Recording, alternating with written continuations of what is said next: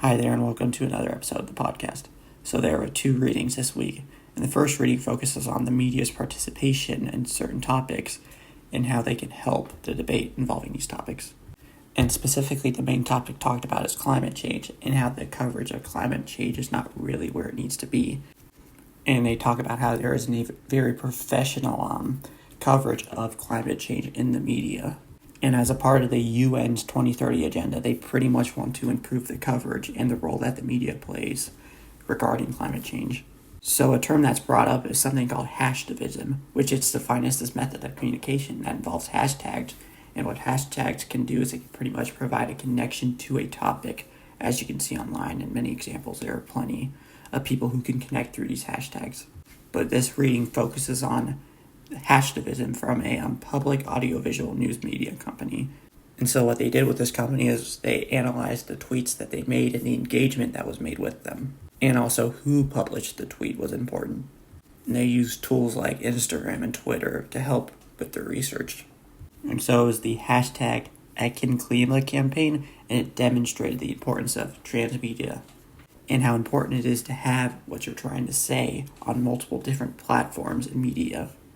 And some of the topics they had was the program's promotion, the climate change information, self-promotion, criticism, climate change information again, biodiversity, environmental actions. So you can see they have a wide variety of topics for what they're trying to do, which is very important. Also, there's a graph pulled up that showed the engagement on certain tweets. And one of the more engaged one was the criticism section. So that kind of goes back to what you see online, is how things that are more critical tend to get more emotion compared to things that are more positive.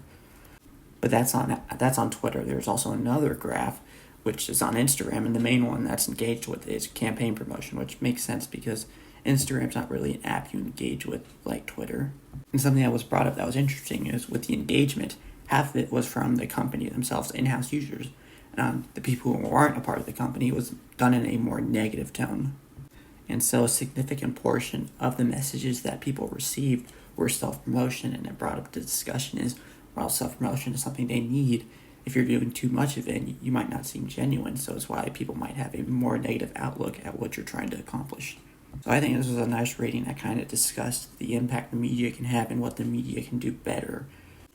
The next reading I did was focusing on the University in Arkansas and how there was a black-led protest in 2020 to challenge the statue of a guy called William J. Fulbright due to his racist voting record. And there was something that was passed that made it illegal to take down the statue, so it focuses on how there is another response to that to help, per se, forget him and what he did and what he represents. So a little bit of history about this Fulbright guy. So pretty much he voted against the 1964 Civil Rights Act, the 1965 Voting Rights Act, and the 1968 Fair Housing Act. And so for the movement, they used the hashtag, which was BlackUARK, which stands for University of Arkansas. And this kind of feeds into the hashtags and what that can do for a movement. So people who are against removing the statue or relocating it pretty much explain that it's important to have that history and that we should not forget it.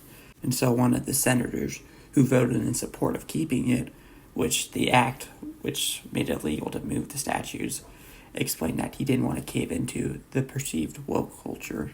And I see that word get used a lot, and I think it's lost its meaning. I think people just use it when they get into conversations that are uncomfortable or they don't want to engage with. So there is this scholar who led a group of honor college students in developing a digital tour from the perspective of a black-centered person about the university and its history. What this does is it unlocks new opportunities to engage with the memories of the school. And in 2022, administrators gave new context to the statue in the form of a QR code to give people more information about his political career, his voting record on civil rights, and how he's connected to the university, and how they want to add even more information about him with the statue. And while it's not perfect, it is a step in the right direction for what this this group movement was trying to accomplish. So overall, with these two readings, I think you can see how hashtags kind of bring a group of people together for a certain topic. That would kind of get things done and improve things. So thank you for listening to this week's podcast, and I'll have another one up next week.